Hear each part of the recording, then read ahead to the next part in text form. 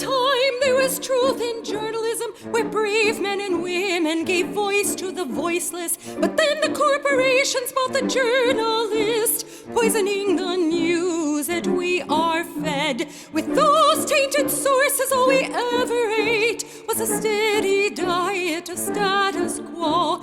This hijacked narrative hid the truth of mass suffering, injustice and corruption throughout our land. Status quo, status quo, status quo, status quo. To expose this shift to oligarchy came a band of honest journalists. They left the studio and hit the streets to give the microphone back to the people. From sea to sea, the people were empowered to share their truth. Their voices no longer stifled, reclaimed their power. Join the media revolution now.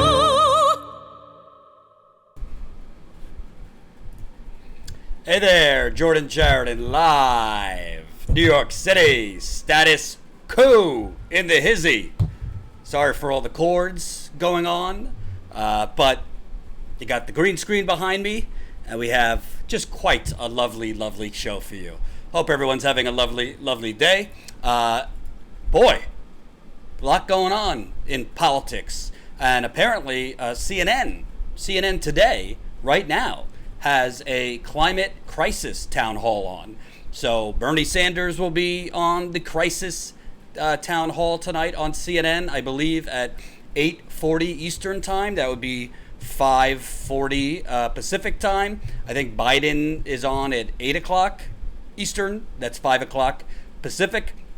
I'll definitely be watching Biden because I have some thoughts about his middle ground approach, which I'm sure he will paint himself as the most fierce fighter against climate change. Just like he's suddenly now, retroactively, a fierce fighter against the Iraq War.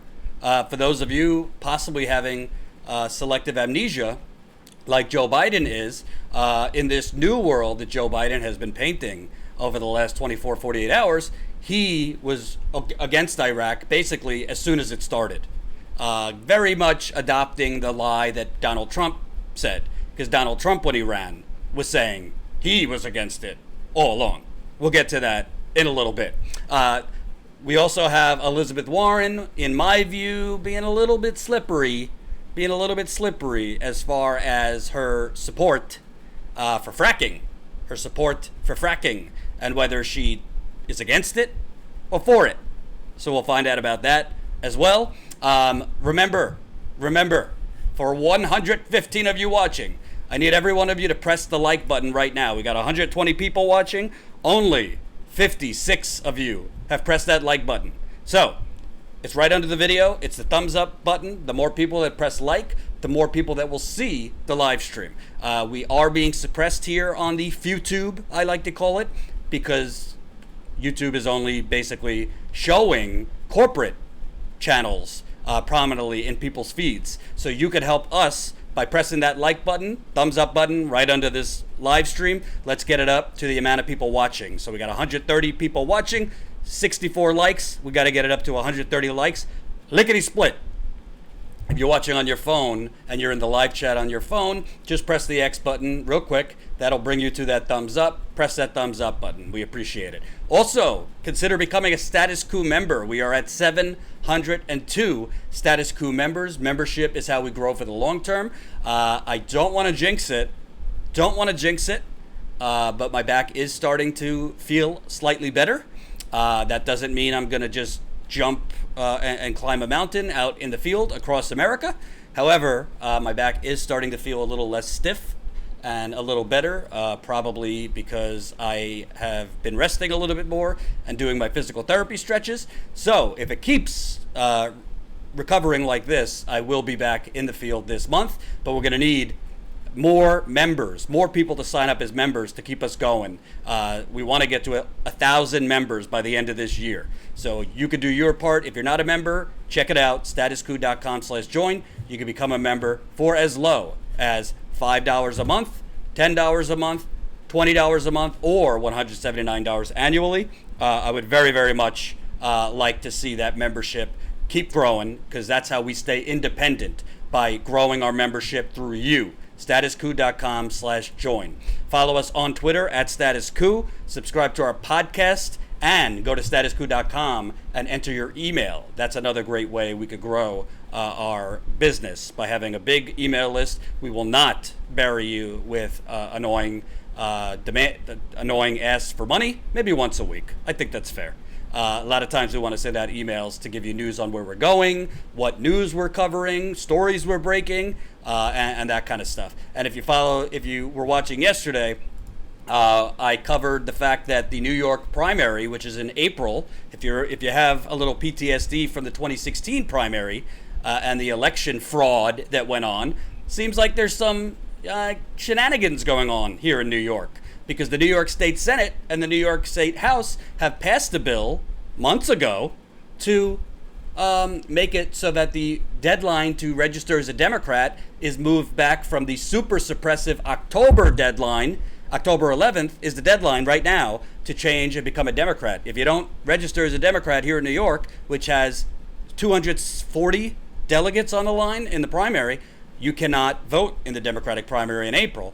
The Democratic legislature voted to move that back to Valentine's Day. The governor has still not signed it. So I'm looking into that. I'm reaching out to folks. I'm investigating, because New York, you might not live in New York, but if the New York primary is shutting out people after October, independents who want to vote as a Democrat, register as a Democrat, first-time voters who want to register as a Democrat to vote for Bernie or theoretically somebody else, that's called voter suppression, and it's called rigging the primary. And the governor, as I told you yesterday, Andrew Cuomo, BFF with Joe Biden. So stay tuned. I might have an update on that in a little bit. So I want to start, because in addition to Joe Biden, let me see if can I make these cords any better? Hold on.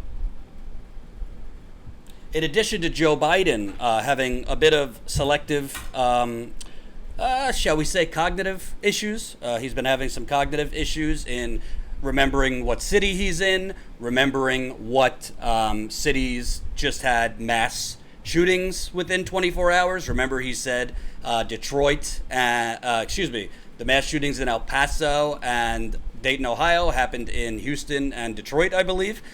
He, the other day, forgot President Obama's name while speaking. He said, President, my boss, Sari, notary, say her name, Jordan, Tulsi Gabbard. What about Tulsi Gabbard? I think Tulsi Gabbard's in this as well tonight.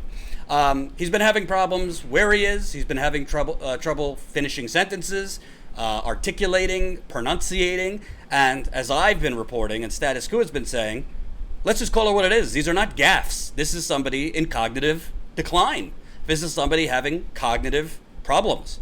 This is a scary thing. If you're going to put somebody who's clearly, I'm not diagnosing him with a specific illness, but who is clearly not having gaffes, who is clearly having cognitive decline. You want to put that on stage with Donald Trump, who, in fairness, Anthony Scaramucci, his communications director for 10 days, who's now on the anti-Trump train, is saying that Trump has mental decline, which I agree with. However, the problem is with Trump, it doesn't manifest the same way as Biden. Trump's not forgetting where he is all the time. Trump is energetic when he speaks. Trump isn't stuttering over words all the time. So we know that this is happening with Biden, but now Biden is pretending he was against the Iraq war from the jump. He was against the Iraq war from the jump, meaning right as soon as we started shock and awe and dropping those bombs in Baghdad, he was against it. You know, obviously, Biden at the time, he was the head of the Senate Foreign Relations Committee. Biden at the time was one of the most senior Democrats in the Senate. And Biden, before before we went to war in Iraq. And make no mistake about it, it's still relevant in 2019. Who was on the right side of Iraq and who was on the wrong side of Iraq. And remember, we got 200 people watching. 110 of you have pressed that like button. Thumbs up button right under the video. Smash the like button. Smash the like button. Smash the like button. Also, this is a super chat. If you're feeling super, let us know. We got to make money and keep the lights on here at Status Quo. So if you feel super, please leave a contribution if you so choose. So what's interesting here, Biden told a reporter, here we go.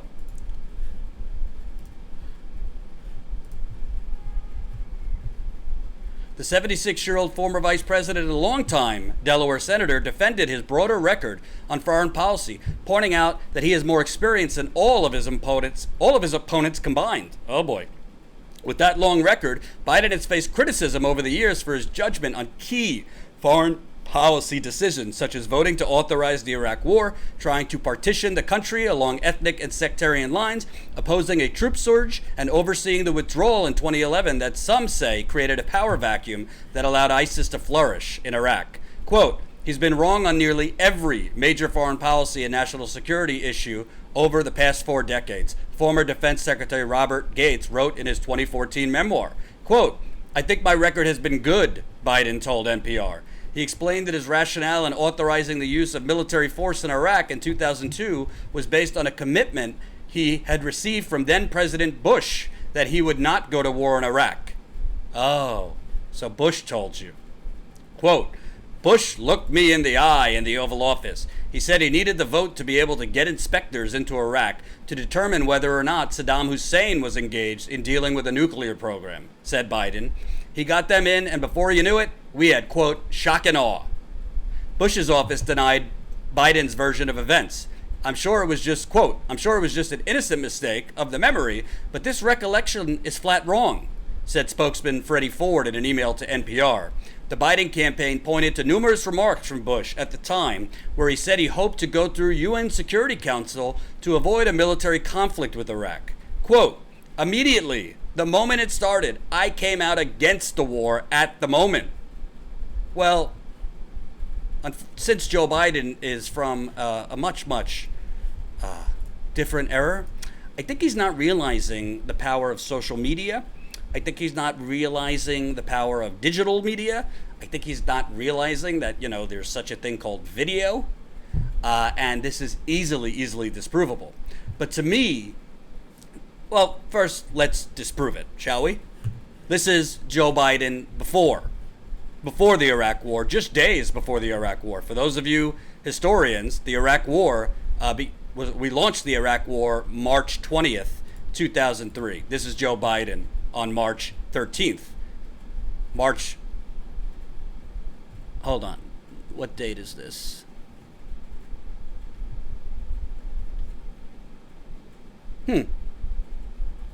Oh, excuse me. This is Joe Biden, October 10th, 2002. So a few months before we launched in Iraq. Let's take a look.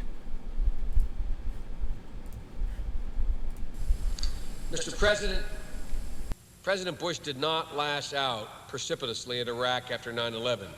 He did not snub the UN or our allies. He did not dismiss new inspection regimes. He did not ignore Congress. At each pivotal moment, he has chosen a course of moderation and deliberation, and I believe he will continue to do so. At least that is my fervent hope. I wish he would turn down the rhetorical excess in some cases, because I think it undercuts the decision he ends up making. But in each case, in my view, he has made the right, rational, and calm, deliberate decision. As I noted a few moments ago, the President said this week that the use of force in Iraq is neither imminent nor inevitable, and that it makes sense because while the threat from Iraq is real and growing, its imminence and inevitability in terms of American security have been exaggerated. For 2 decades, Saddam has relentlessly pursued weapons of mass destruction. There is a broad agreement that he retains chemical and biological weapons, the means to manufacture those weapons, and modified Scud missiles, and that he is actively seeking a nuclear capability. It remains less clear how effective his delivery vehicles are, whether they be the Al-Hussein missile with a 650-kilometer range, short-range missiles. So that's Say It Ain't Joe Biden, months before we launched the Iraq war, saying, well, you know, we got to go to war with Iraq. Can't do anything. It's inevitable. And putting out talking points about Saddam Hussein. So Biden told NPR recently that the reason for that is because Bush looked him in the eye and told him it was only going to be, just need authorization to send the inspectors in. We're not going to war, blah, blah, blah, blah, blah. Okay, well, don't you think you realize that Bush did go to war because he went to war months after he supposedly told you he wasn't going to war. He just wanted to send inspectors in. But you want to give clueless Joe benefit of the doubt? Let's take a look. He says that he was against the Iraq war from the minute it launched, from the shock and awe. Well, let's take a look at Joe Biden. This is July 31st, 2003. So just a few months after we launched the war.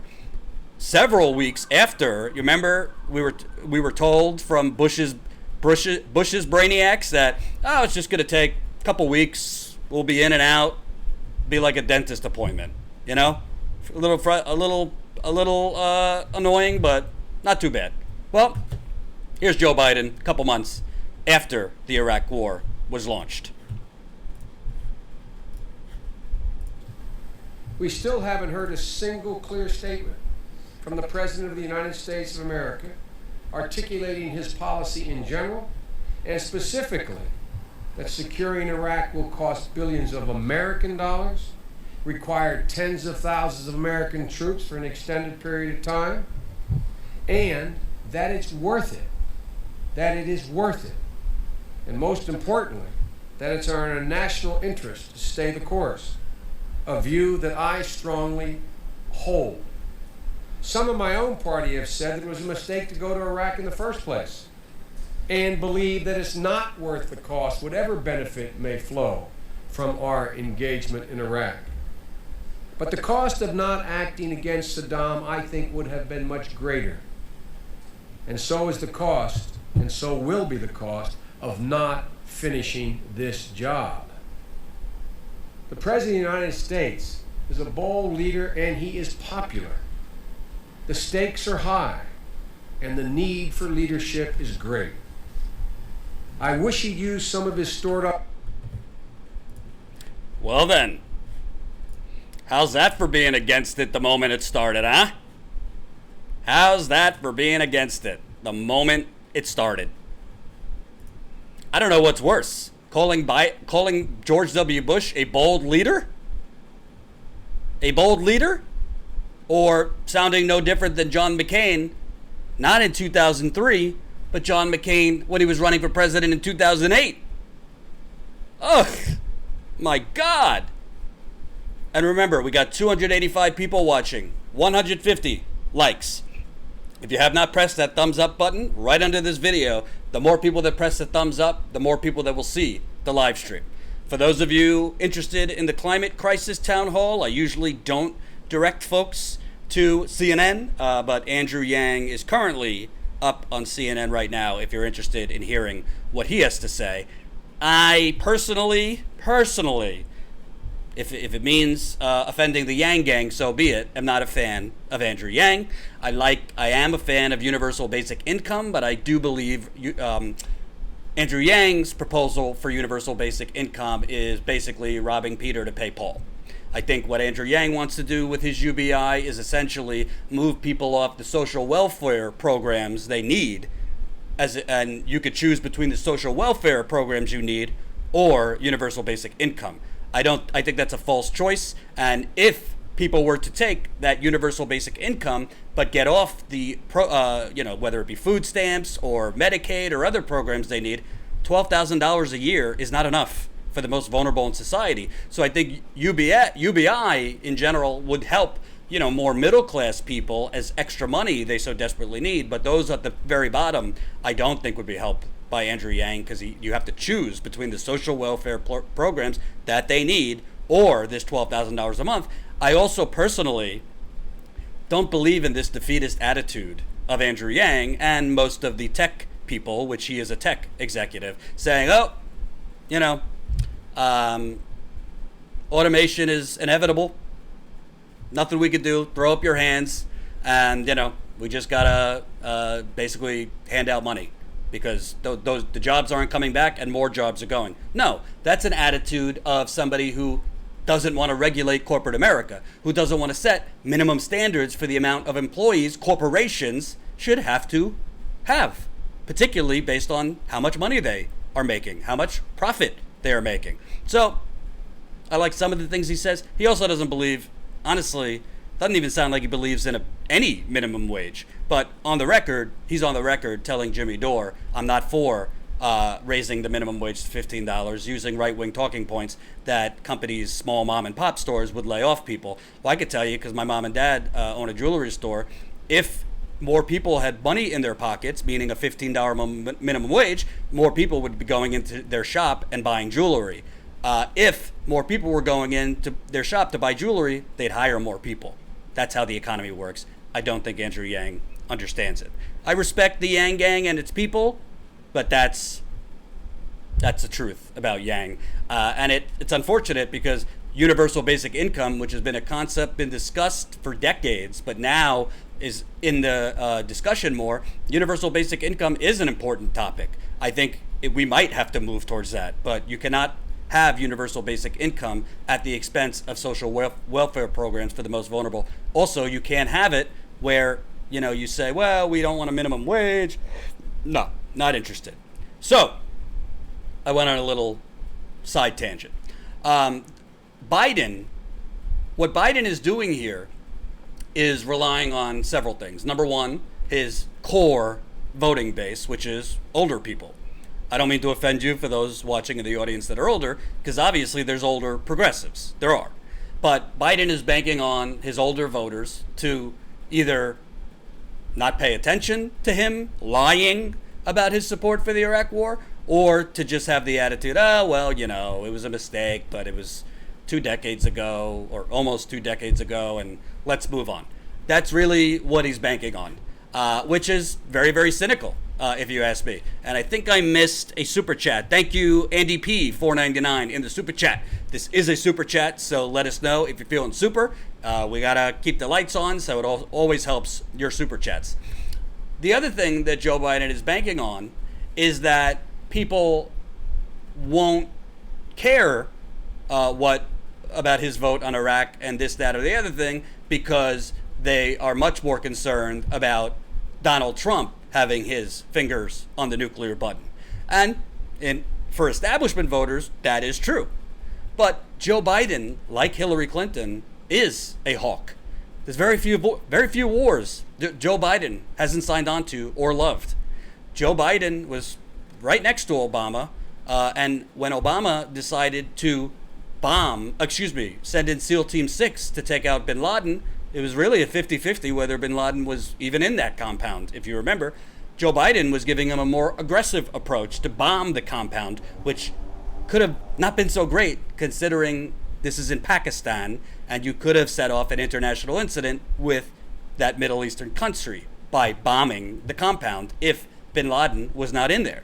Joe Biden also has a very aggressive tact towards Syria, and although he might be talking tough and saying Trump made a mistake on Iran, Joe Biden, if you just go through his record, pretty much likes war.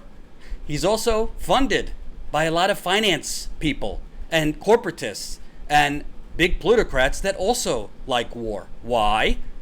Because war is a racket, as you know.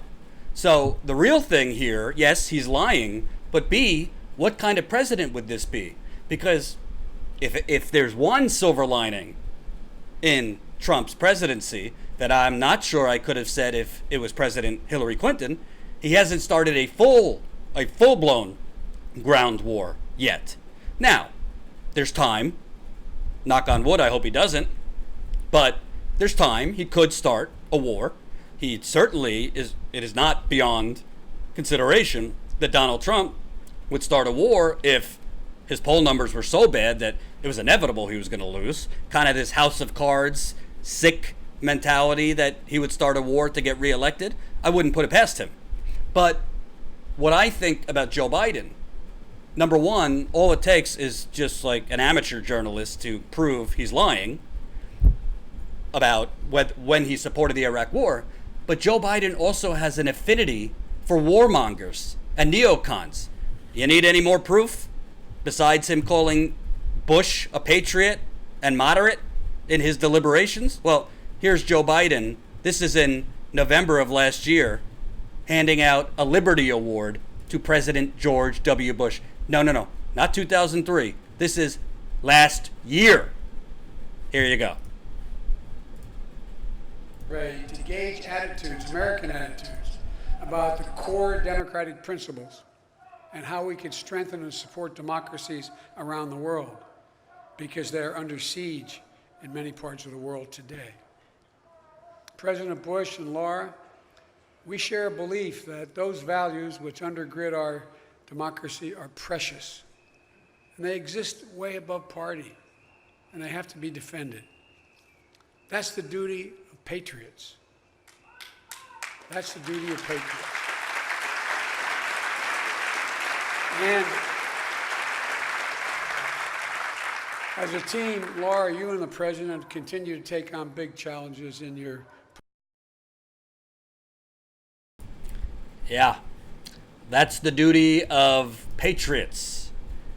That's the duty of patriots. This is what Joe Biden calls President Bush.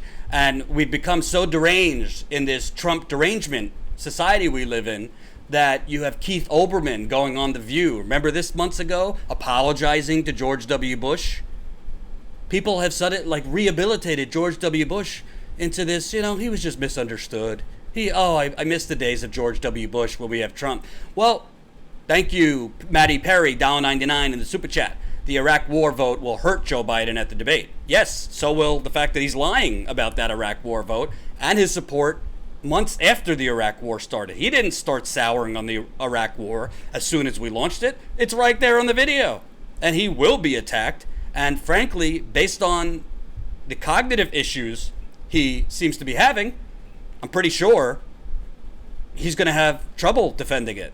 It might include, remember I said this, some crazed stuttering lines, troubles articulating his words, misremembering years. He might possibly misremember or confuse the Iraq war with the original Gulf War in Iraq because he's having memory issues and he's having cognitive issues. So, I don't know. I think Donald Trump is dangerous. I think he's terrible. I want to defeat him. But that doesn't mean I need to rehabilitate a warmonger in George W. Bush who, whether it was him or Cheney seizing Bush's brain, lied us into a war, right? Kept us in that war years after it was lost. Lied us into a war basically as unfinished business for his father and the Gulf War. And frankly, we have worse terror aimed at the United Corporations of America because of the Iraq War. Not to mention the creation of ISIS and other things. Nearly 4,000 troops in America have died as a result of the Iraq War. Not to mention, can't put a number on it because who knows, the amount of veterans from the Iraq War that have killed themselves or are living with PTSD, severe depression, missing limbs, and so on. What a patriot. What a patriot. And this is why Joe Biden is a Republican in Democrats' clothing. Remember, as I've reported, Joe Biden is the reason Barack Obama extended the Bush tax cuts in 2010. Obama wanted to play hardball on it and not extend those tax cuts for the wealthy. Joe Biden went to have a meeting with Mitch McConnell like that.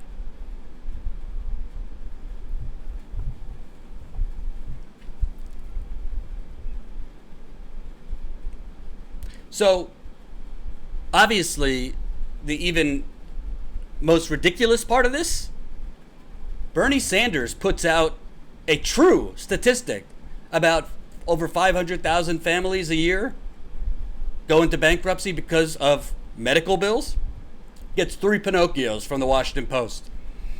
Jen, if you're watching, if you're in the super chat, or anybody, please correct me if I'm wrong. Has the Washington Post given Joe Biden any Pinocchios yet for his blatantly false lie about being against the Iraq war after it started? Bernie Sanders puts out factual information. Over 500,000 families suffer bankruptcy due to medical bills. 3 Pinocchios. It's from a study that was peer-reviewed. 3 Pinocchios. The author of the study says it's true, and this study was peer-reviewed, and you should retract it. We stand by our fact check. 3 Pinocchios. Joe Biden lies about his support for a war that has killed 4,000 soldiers. By the way, killed hundreds of thousands of brown people around the world. I have not seen the Washington Post's update. How many Pinocchios will Joe Biden get? My suspicion?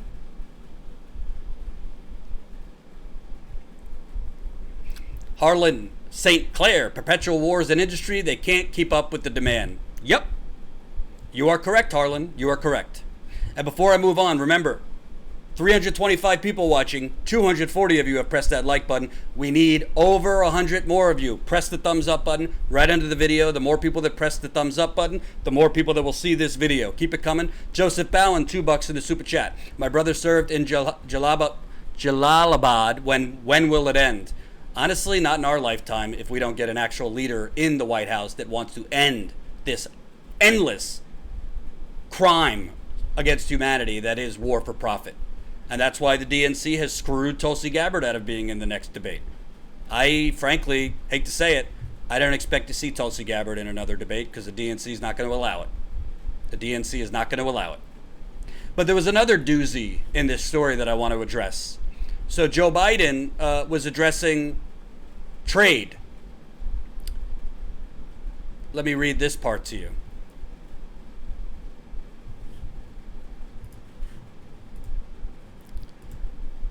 From NPR. But if voters wanted a third term of the Obama administration, would they not have chosen Hillary Clinton in 2016? Biden disagreed with that assessment. I campaigned like the devil for Hillary, but Hillary had different positions than the president had, and she emphasized different aspects of what would have occurred had I been the nominee. That doesn't mean I would have won. I don't mean that. And he says this is a very different campaign because of Donald Trump.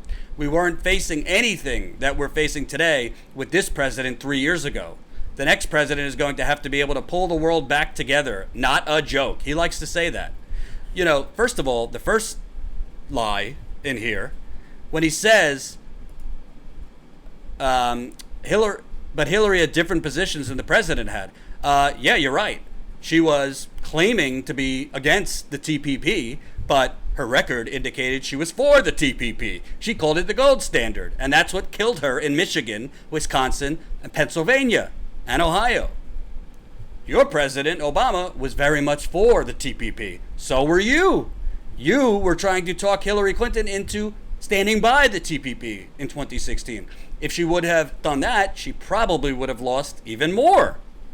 But what's even better about this is what Biden said next.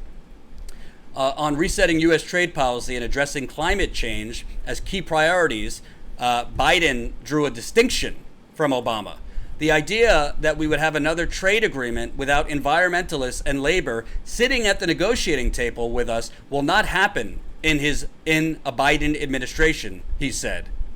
Biden, he said, if elected, would renegotiate the TPP, the Trans-Pacific Partnership, rather than fully supporting the initial plan as proposed. As vice president, he had been a vocal supporter of the original TPP agreement. Well, it's interesting that Biden suddenly wants to demands that labor be at the table for any trade agreements. I don't remember Biden saying any of this when he voted for NAFTA. Do you folks with a memory remember Joe Biden fighting the good fight so that NAFTA had labor and environmentalists at the table, along with the banks and the corporations that wrote NAFTA? I don't recall Biden really pushing that language for the TPP, which the labor and the unions that Joe Biden claims to be a champion for are vehemently against. So this is all Mitt Romney level flip-floppery fuckery. Excuse my French. Oh, I like that. Flip-floppery fuckery. And I just got demonetized, so super chat if you so choose. Joe Biden's reinventing history. He wasn't against the Iraq war before it. He certainly wasn't against it directly after. He certainly hasn't done a damn thing for unions. He pushed NAFTA and voted for it, and that was the first gunshot to the union movement. Well, the Koch brothers were really the beginning of the unraveling of the union movement, the same Koch brothers that funded the Democratic Leadership Council that spawned Bill Clinton, Al Gore, and the rest of these creature robot corporate Democrats. But Joe Biden is now pretending that he's a fighter for the labor unions, that no trade deal will happen without unions and environmentalists sitting at the table with a scalpel. And he also claims that he would renegotiate the TPP. Well, in 2016, you were basically borrowing language from Hillary Clinton, calling it the gold standard. So why in 2016 were you pushing hard for it, and you didn't think anything needed to be changed in the TPP? But suddenly in 2019, when you want the votes in Michigan, Ohio, Wisconsin, and Pennsylvania, it cannot pass in its current language. You know what that's called, folks? What Joe Biden's going to do? He will become president, change the sentence. We renegotiated the TPP, put in some artificial crumbs that make it look like there's stronger protections for labor and this and that. He will sign the TPP into law and then watch as whatever factories are remaining in the Rust Belt. And it's not just the Rust Belt. Other areas are affected too by these absurd criminal corporate trade deals that put people out of work, lose people their health care, destroy families, and so on. You know what I'm talking about if you're from these areas.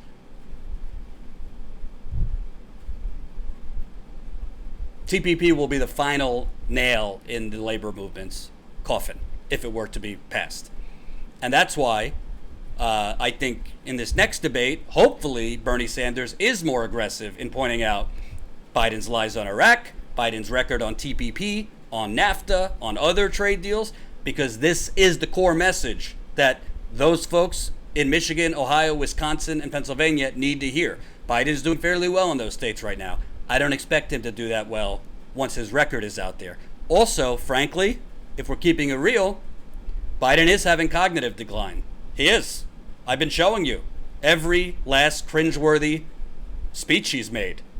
Well, the next debate is 3 hours long. Generally speaking, somebody who's having cognitive issues doesn't fare well in a 3-hour marathon. And he will have figurative bullets shot his way. So we will see. We will see.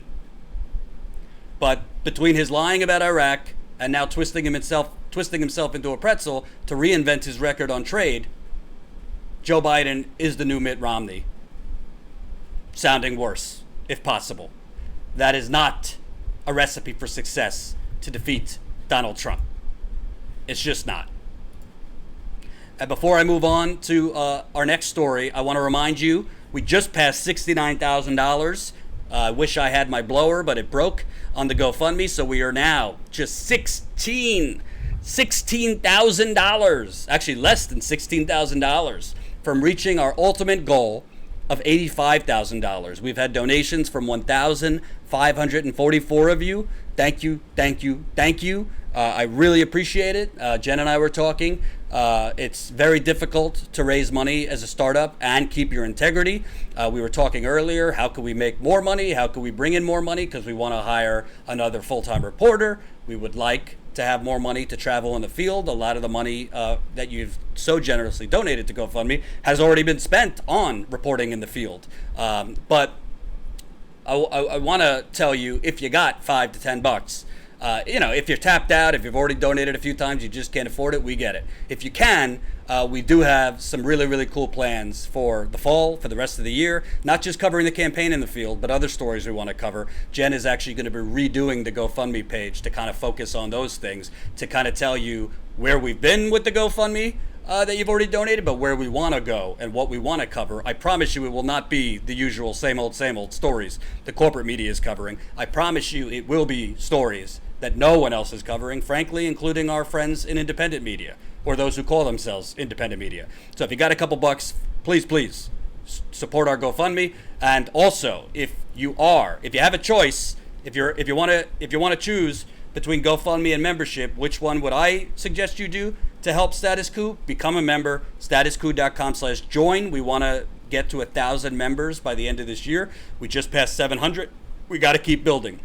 We set membership at a low monthly rate so we can make it available to just about anyone. If you got $5 a month, sign up, statuscoup.com/join. Become a monthly member as low as $5 a month, $10 a month, $20 a month, or you could become an annual member at $179 annually. Every morning it's like Christmas, and I'm a Jew when I see new members signing up. I get excited every time I see it, because this is really how a real in the field grassroots company really builds. When I say in the field, I mean us getting out there in the field. Jen's gonna yell at me, but my back is starting to feel slightly better. She would say, well, the mistake is, as soon as you start feeling better, you've been running around the country and traveling, and then you re-aggravate it. So I am doing my physical therapy stretches. I am trying to rest, ice, heat, and I'm starting to feel a little bit better. So I'm not going to rush out tomorrow, but I do plan on getting back in the field. We're also hiring for a new camera person. We've had some great applicants, so we're going to start talking to those people. So if you got a couple bucks, either to become a member or GoFundMe, we really appreciate that. So before I go, I got to be honest with you.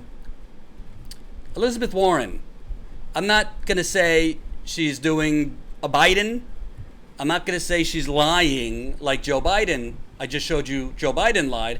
But there's some things going on with Warren and the things she's suddenly for or suddenly against that come off as not so credible, shall we say.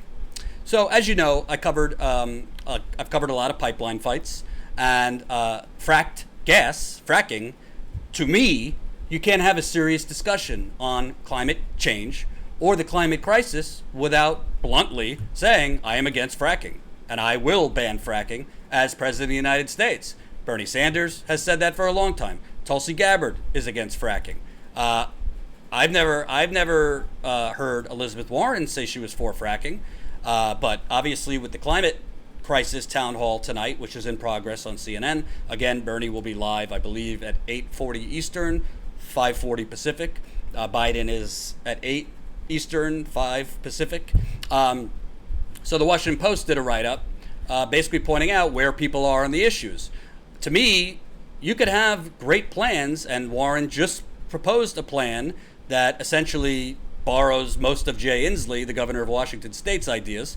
But all your plans are canceled out, as far as I'm concerned, if you're not for a ban on fracking. Because fracking and the methane that's being released is one of the worst contributors to climate change and the climate crisis. So, here's from the Washington Post. Last year, nuclear energy supplied 55% of the U.S. carbon-free electricity. Many experts argue that extending safe nuclear plants operating licenses is crucial to reducing carbon emissions from electricity. For example, former nuclear power opponents such as Union of Concerned Scientists now support license extensions for nuclear plants that perform safely. When nuclear plants were shut down in Germany, carbon reductions in the electricity sector stalled, even while the country pushed aggressively on renewable energy. Neither Biden nor Warren's plan specifically mention nuclear energy. Sanders' plan states it would not extend licenses for nuclear plants. So that's on nuclear. This is where we move on to fracking. All three candidates have pledged to eliminate new fossil fuel production on public lands. However, they take different positions on natural gas fracking. This is also propaganda from the Washington Post and others. They shouldn't be called natural gas because it ain't natural. It is fossil fuels. And the hydraulic fracking process is not a natural process. There's a lot of toxic chemicals used to extract these fossil fuels from underneath the ground. So, Washington Post says they take different positions on natural gas fracking, which some scientists think is contributing to increasing methane emissions, a potent greenhouse gas. Yeah, some scientists think fracking is increasing methane, just like all of them. The Washington Post. Can I give how many Pinocchios can I give the Washington Post for this absurd language, master's journalism? It's not some scientists who say this. It's the majority of scientists. Fracking releases methane into the air. It ain't opinion. It's fact. So, Sanders is committed to banning fracking altogether. Warren is committed to regulating and limiting it. Biden has not explained his position and has been criticized by environmental groups for having a senior advisor tied to the fossil fuel industry. Of course, Biden isn't going to admit it. Of course, he's not going to be specific. And he's probably, maybe tonight, he'll call for a ban on fracking. I doubt it. But a reporter from Vox asked the Warren campaign about the difference between Bernie and her on fracking. Apparently, this is today, Warren says she fully supports a national fracking ban. And before we get to more on Warren, I just want to reiterate how dangerous fracking is. I mean, this is from Princeton University. A more potent greenhouse gas than carbon dioxide, methane emissions will leap as the Earth warms. While carbon dioxide is typically painted as the bad boy of greenhouse gases, methane is roughly 30 times more potent as a heat-trapping gas.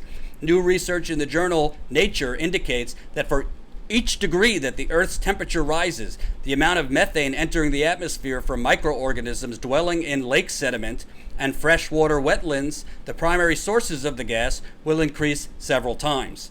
As temperatures rise, the relative increase of methane emissions will outpace that of carbon dioxide from these sources, the researchers report. The finding condenses the complex and varied process by which methane, currently the third most prevalent greenhouse gas after CO2 and water vapor, enters the atmosphere into a measurement scientists can use. So, essentially, fracking, bad. Worse than carbon dioxide. This is from Josh Fox. 2016 in The Guardian. Our movement and our scientists, by contrast, do have the courage to identify what needs to be done. This would mean no new fracking in the US or the UK. You cannot be a climate leader and support fracking. It is a form of climate denialism. One only has to look at the brave stand people all across the world are taking to fight fossil fuel developments to see the kind of courage our governments lack, but that the future will demand. Britain has seen protests in Balcombe, in West Sussex, and in Blackpool, while in the U.S. we have had brave pipeline fighters in Nebraska and the Standing Rock Reservation. So that's Josh Fox, who made a documentary too, I think, Gasland and Gasland 2, on fracking. So, I don't know, I cover this for a living. I've never heard of Elizabeth Warren proposing a ban on fracking. And, I mean, this is what she put out, I believe, yesterday on Medium. 100% clean energy for America. My plan for 100% clean energy. A lot of it's good. It borrows from Jay Inslee's plan. The world must limit warming to below 1.5 degrees Celsius to avoid the most catastrophic outcomes, cutting carbon pollution roughly in half by 2030 and achieving a net zero emissions by 2015. She talks about being a supporter of the Green New Deal. It's also why I've woven climate mitigation and resilience throughout my policy proposals, because we won't meet our goals with a one-size-fits-all proposal. She says, today I'm embracing the goal by committing to adopt and build on Governor Inslee's 10-year action plan to achieve 100% clean energy for America by decarbonizing our electricity, our vehicles, and our buildings. And I'm challenging every other candidate for president to do the same. Great. All wonderful, but when I do a quick search in this proposal she put out, fracking, oh, you don't see the Control F that I did. I guess it doesn't show you that. I just did a Control F for fracking, not a mention of fracking in this document. Well, when Elizabeth Warren is asked by a reporter, she says Warren fully supports a national fracking ban, but it was the next thing that I found even more troublesome. A fracking ban is not in the plan that the Warren campaign put out last night, as I just showed you, but the campaign says this plan is singularly focused on decarbonizing our electricity, our vehicles, and our buildings by setting high regulatory standards. So she basically says, don't worry about it. It might not be in the plan I put out, but I'll still do it. And for those of you that are for the people, Kamala Harris is now on CNN with her climate town hall. Which, by the way, originally she was not going to be on this. She was doing a fundraiser, shocker, but backlash forced her. So, what's amazing to me, Elizabeth Warren, it's not on her website that she's calling for a ban on fracking. It's not on her climate plan that she just put out that she's calling for a ban on fracking. And her campaign's response to this reporter on why it's not in this plan was essentially a fracking ban is not, the plan is singularly focused on decarbonizing our electricity, our vehicles, and our buildings by setting high regulatory standards. But that comment only makes kind of like, intends to make it seem like those two things are different. That I didn't put it in there because that plan that I released is focusing on reducing carbon emissions. Well, you could reduce all of those things. And Jay Inslee, if he was elected president, could have released all of those carbon emissions. But if you don't ban fracking, which is releasing toxic methane, not just through the actual pipelines themselves, but if you follow fracked gas pipelines, they have compressor stations. Jen and I went to Virginia last year, and we were covering the fight in Union Hill, Virginia, a historically black community. It has freed slaves buried there at a church, and they were building a fracked gas pipeline's massive compressor station right in the middle, right on top of where freed slaves are buried. Well, the emissions from that compressor station would be emitting methane into the air. So you can't say, in one breath, that thing I put out is only about carbon. Well, methane is just as bad, if not worse, than the carbon dioxide.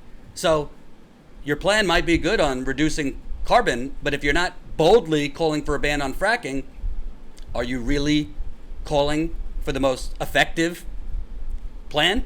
And are you really fighting for the right things? Now, as you know, lithium says, and water is on fire. Fracking is dangerous and a threat to our water, our air, our animals, our sacred land, all of those things. But what I find interesting about this, Warren today is against fracking. Again, she is championed as the most specific candidate. So you would have to think if she really believed this all along, it would have been very, very easy to find. It would have been on her website. She would have talked about it in interviews about what we need to do about climate change. I couldn't find anything. Neither could Jen. The other thing is, why is it? Why would you think she would not push a ban on fracking? Well, if you want to be cynical, call me Cynical Susie.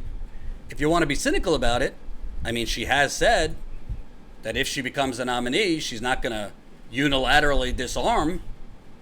She's going to take money from bigger donors. She's not going to shun corporate money. Speaking of money, thank you for the donation. Debbie Tucker, $20 in the GoFundMe. We are now at $69,039. Keep it coming in the GoFundMe if you are so kind. Thank you, Debbie, for the $20. GoFundMe, we're trying to hit that $85,000 mark by the end of this year. So we got less than $16,000 to go. I think we could do it. Well, if Elizabeth Warren is talking about not shunning corporate money if she becomes the nominee, which means she would take money from the banks, she would take money from the pharmaceutical companies, she would take money from oil companies. Well, the banks are heavily invested in fracking. The banks are heavily invested in fracking. They're invested in all these pipelines from Dakota Access to Keystone, Atlantic Coastline, Mountain Valley. Thank you, Soccerman1963, $2 in the super chat. Here you go, Jordan. Try, but expect Earth to say no.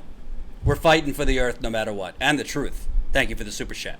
So that's my viewpoint. She's suddenly against fracking. She wasn't. I'd love to be wrong if somebody could find where she has had it on her website or very, very publicly called for a ban on fracking. I haven't been able to find it, but she said it today, conveniently on the day of a 8-hour-long climate crisis town hall, which she'll be on. Bottom line, whether you're an environmentalist, progressive, or just somebody with a brain who knows, fracking is one of the biggest contributors to climate change and the climate catastrophe. So even if all of these things are able to be done, decarbonizing and all these things in 10, 20 years, whatever the case may be, it's not enough if you don't ban the fracking. I don't trust that Elizabeth Warren truly is for banning fracking because she just suddenly said so today. What do you think?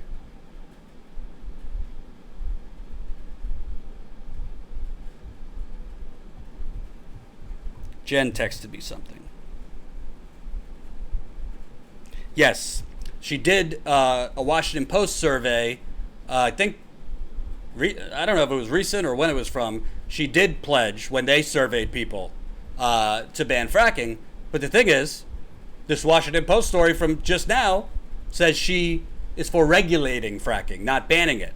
So the reason it's been reported differently, whether she's for it, whether she's for banning it, or whether she's for not banning it but tightly regulating it, is because she hasn't been very clear and public about it. So you've had different things reported. You got one Washington Post story that said she is for banning it, and another one says, oh, she's for tightly regulating it, and that's the difference between her and Bernie. Well, if you have a brain on climate, if you have moral leadership on climate, if you understand the urgency, if you've spoken with enough scientists, experts, environmental activists, you would make it very clear you are for a total ban on fracking.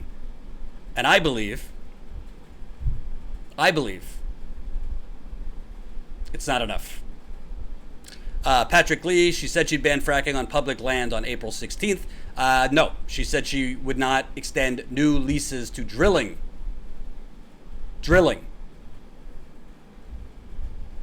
She never said she was against frack gas pipelines or anything like that.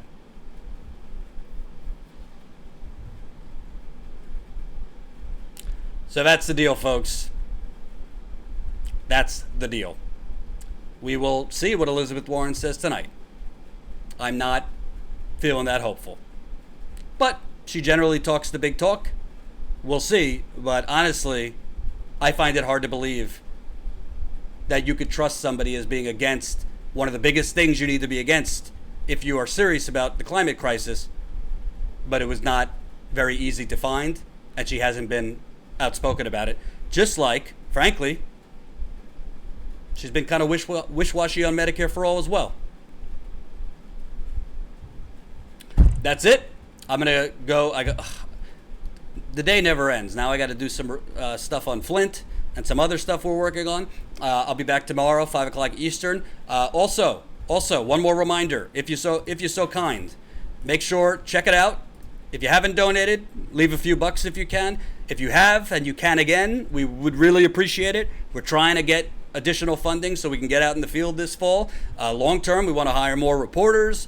We also we need some more support staff, both technologically and in marketing. So your contributions make a huge difference. And if you're not a member, we really, really hope you'll become a member. statuscoup.com/join. This is how we grow. This is how we fund the reporting. We just had Marcus go to a gun show and get kicked out, which was very fun to watch. He also showed you Trump bumper stickers at this gun show right next to a Nazi flag. So that was interesting as well. That video's up. Jen is going to be doing some reporting in the next few weeks in D.C. Hopefully I will be back in the field this month. My back's starting to feel a little better, so that's a good thing. So keep it coming if you can. Remember, most people are not lacking compassion in this country. Most people have no idea what is going on all around them. Peace out.